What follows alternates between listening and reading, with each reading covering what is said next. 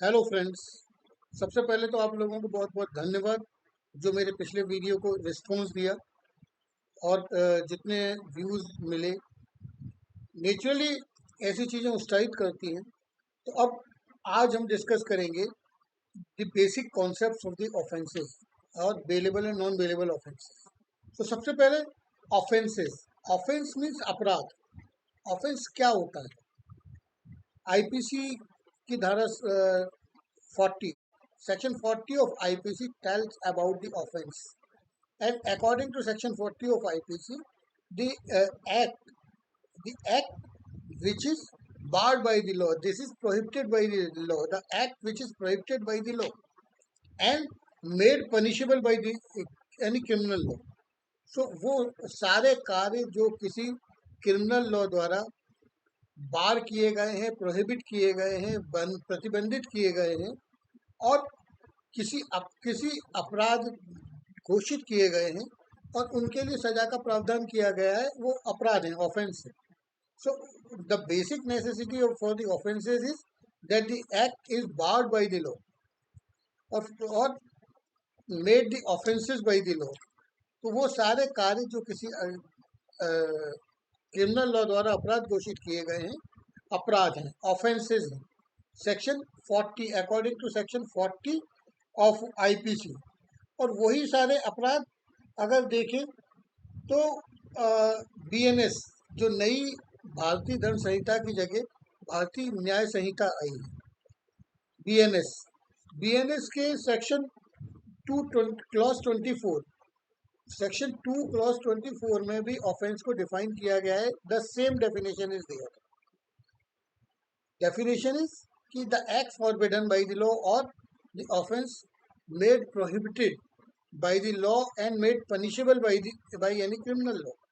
तो जब तक स्पेसिफिकली किसी चीज को प्रतिबंधित नहीं किया गया है और अपराध नहीं बनाया गया है, सजा का प्रावधान नहीं किया गया है, कोई भी कार्य अपराध नहीं हो सकता। अपराध होने के लिए जरूरी है कि उसे लॉ ने, किसी क्रिमिनल लॉ ने अपराध डिक्लेयर किया हो, अपराध घोषित किया हो।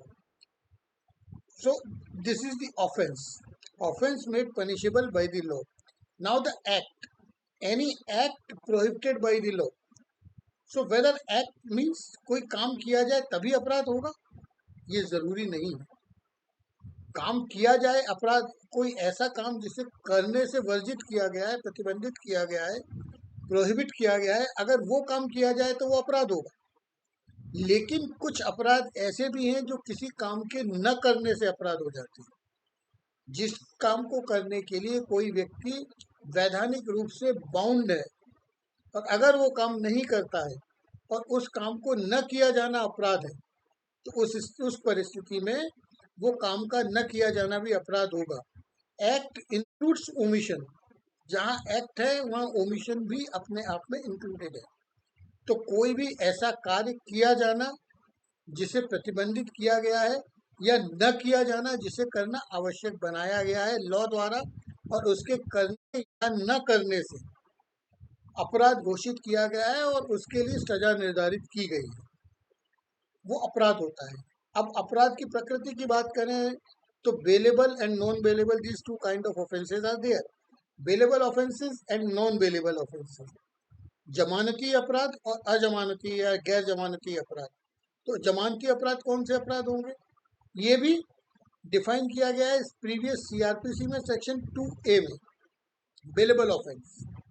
और अभी जो नई 1 जुलाई से बीएनएसएस आई है उसमें डिफाइन किया गया है सेक्शन 21C में, परिभाषा, डेफिनेशंस क्लॉज में। सो जो बीएनएसएस में डेफिनेशन है, that the same definition was in previously CrPC and definition is that the offenses defined as bailable offenses in which the bail can be claimed as right।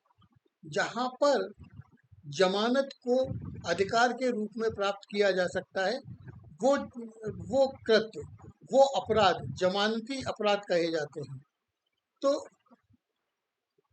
एक और बहुत महत्वपूर्ण बात है बेलेबल ऑफेंसेस के साथ कि बेलेबल ऑफेंस में जमानत at the time of arrest दी जा सकती है और दी जाती है यूजुअली और as a matter of right right demand की जा सकती है।